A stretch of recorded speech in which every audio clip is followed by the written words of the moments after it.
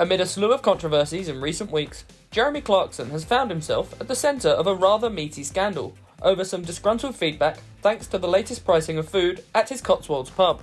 The 64-year-old opened his own pub, The Farmer's Dog, in Asthall, near Burford, earlier this year, pledging to only use British produce from local farmers for his punters.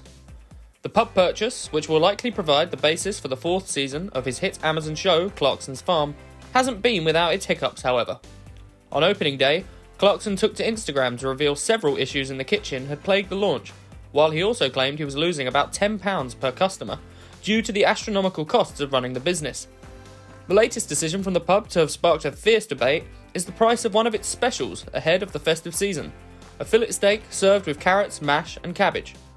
On the Farmer's Dog's Instagram page, a snap of the mouth-watering dish was shared to introduce fans to the new option.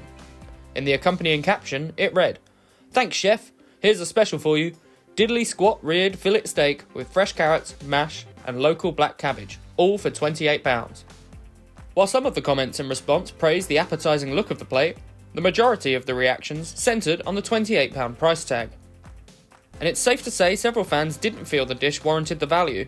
As one Instagram user hit out in response, "Where's the rest of it?" Another blasted, "Didn't realise one potato, half a carrot and one bit of leafy greens cost that much. Considering they farm their own meat and veg, this is extortionate." Before long, a vast number of followers jumped to the 64-year-old's defence. Addressing the complaints head-on, one fan hit back, "For all those questioning the price, a pub near us is selling local fillet steak at £45 a portion. £28 looks a bargain." Another echoed, "People are acting shocked by a fillet steak for £28. Very reasonable, especially when you know exactly where the beef came from." Clarkson is no stranger to controversy in recent weeks. He weighed in on Labour's autumn budget, and in particular its focus on farmers, in a recent column in The Sun. Musing over what the next years under a Labour government might look like, Clarkson hit out, "I'm becoming more and more convinced that Starmer and Reeves have a sinister plan. They want to carpet bomb our farmland with new towns for immigrants and net zero wind farms. But before they can do that, they have to ethnically cleanse the countryside of farmers. That's why they had a budget which makes farming nigh on impossible. And that's why I'll be on London on the 19th. Clarkson did indeed attend protests at Westminster against Labour's changes to inheritance tax, defying doctors' orders that the Grand Tour star rest after an operation on his heart in October. As the former Top Gear star puts it, he's not allowed to have fun anymore after he admitted that his real fear following the health scare wasn't the operation itself, but the prospect of quitting alcohol, exercising and overhauling his diet. New Tory leader Kemi Badenoch revealed that she had spoke with Clarkson ahead of the protests in London, exclusively revealing the contents of their conversation on GBNews. Well, it was a very good meeting. It was just before the rally, and he wanted to find out what the Conservatives were going to do about what Labour has done with the family farms tax. And I was explaining to him that we are the opposition now. We're not the government anymore. We don't have the numbers to reverse it, but we can hold them to account. And I talked about tactics which the farming community and rural communities, as well as everybody else in society who supports this campaign, can take in order to help to get a U-turn from Labour. Clarkson capped off his visit to London with a riling speech in front of a crowd of angry farmers. "You're right, I'm not supposed to be here, I'm not supposed to be talking, but we've got a few things to say, and I'm going to start with a bit of honesty. I lived in London 25, 30 years, and when I was here, like a lot of people who live in cities and go on Twitter, I thought farmers drove around in Range Rovers, moaning, until February, and then you all went skiing. And then about 5 years ago, I started farming. And I've come to understand just how unbelievably difficult it is, and complicated, and dangerous, and cold. Very cold. Even when we're harvesting, it's cold. And it's just the forest of costs that staggered me. £200,000. Somebody needs to turn their mics off. £200,000. We need a medic. Medic. We need a medic to the right. Have a medic over to by the building. Building doesn't narrow it down, Ollie. I'm going to say to the right of the stage. to the north of the stage at 3 o'clock. Okay, so as we all know, everyone down there, you know a tractor, £200,000 for a medium-sized one. A combine, £500,000. All the equipment costs a fortune. And if you try to price what you're selling to accommodate that, there's just a lot of moaning. You get people saying, well, I shouldn't pay that.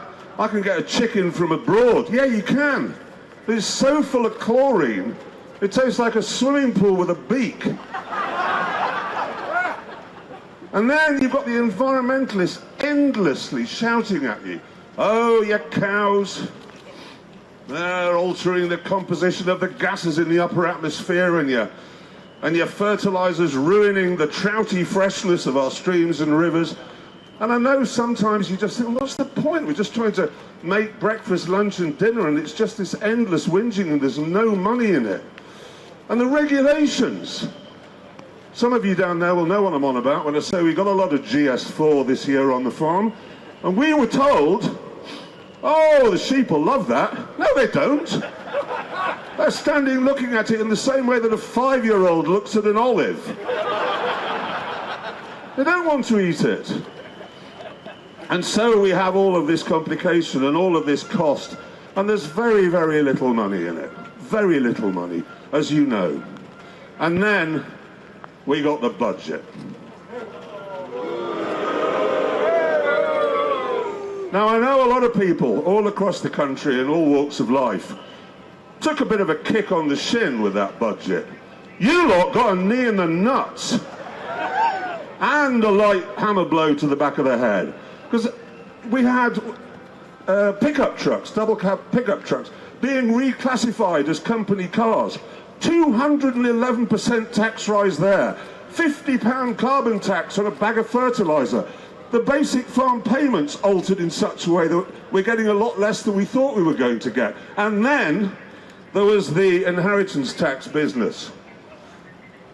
Honestly, I don't know where to start. I know you've heard a lot about it today, and I'm not going to dwell on that. I will just say this. Rachel Reeves has told us, what is it, 72% of farms are going to be unaffected by this. I've just been interviewed by Victoria Derbyshire for Newsnight.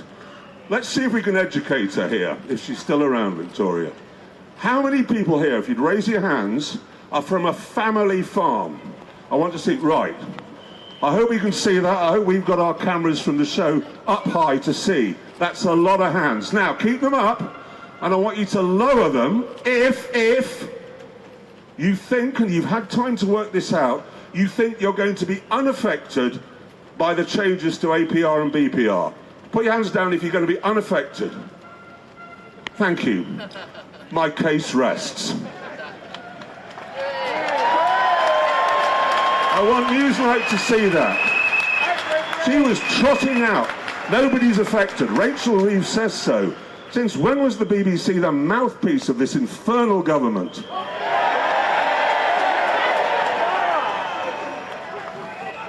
I've got to get the brakes on. The trouble is I'm off my tits on codeine and paracetamol up here. I don't know what I'm saying. But I do want to finish, if I may, with a message to the government. I do. Not a shouty one. It's this. For the sake of everybody here, and for all the farmers who are stuck at home today, paralysed by a fog of despair over what's been foisted upon them, I beg of the government to be big, to accept that this was rushed through, it wasn't thought out, and it's a mistake. That's the big thing to do, admit it, and back down. Thank you, everybody. Have a great day.